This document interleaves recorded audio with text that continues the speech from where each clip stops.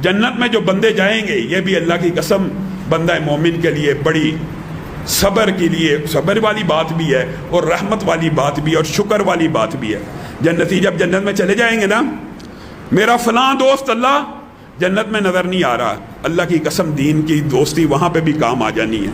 دین کی دوستی جنت میں جانے کے بعد بھی کام آنے والی ہے۔ نبی محترم صلی اللہ علیہ وسلم نے کہا جنتی دائیں دیکھیں گے بائیں دیکھیں گے، جنت کی نعمتوں سے فیض یاب ہوتے ہوتے انہیں خیال آئے گا میرا فلاں دوست، میرا فلاں رشتہ دار، میرا فلاں ساتھی، میرا فلاں کاروباری دوست جنت میں اللہ نہیں نظر آ رہا۔ نبی کریم نے کہا اللہ سے اتنے پرجوش انداز میں اتنی طاقت اور قوت کے ساتھ اس بندے کی سفارش کرنا شروع کریں گے کہ اللہ کیا اٹھے گا اور جاؤ جہنم سے اپنے اس دوست کو نکال لاؤ۔ بندہ مومن کے لیے، عام بندہ مومن کے لیے وہ اتنے جوش سے اللہ کے سامنے ہاتھوں کو اٹھائے گا، اللہ وہ دوست میرے ساتھ نماز پڑھا کرتا تھا، اللہ میں نے اس کے ساتھ عمرہ بھی کیا، اللہ ہم نے کٹھی نیکیاں کی، یہ کیسے ہو سکتا ہے وہ جہنم میں جلے اور میں جنت میں نعمتوں سے فیض یاب ہوں، اس کو جنت میں میرے ساتھ ملا دیجئے۔ اللہ کہے گا جاؤ نکال لاؤ۔ بندے مومن جائیں گے اپنے اپنے دوستوں کو، اپنے اپنے رشتہ داروں کو جہنم سے نکال کر جنت میں لے آئیں گے۔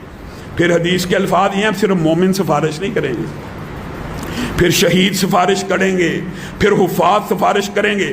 ہر ایک کے لیے اللہ تعالیٰ نے حصہ مقرر کیا ہوگا۔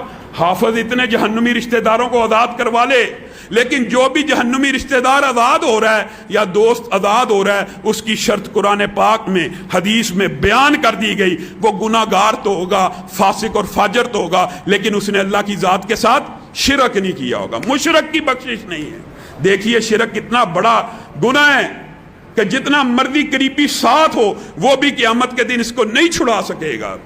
حفاظ آئیں گے، شہداء آئیں گے، صدیقین آئیں گے، اولیاء آئیں گے، سفارش کرتے کرتے امت محمدیہ کا ایک بہت بڑا طبقہ جہنم سے آزاد کرا کے جنت میں لے جائیں گے۔ مجھے نیک انسان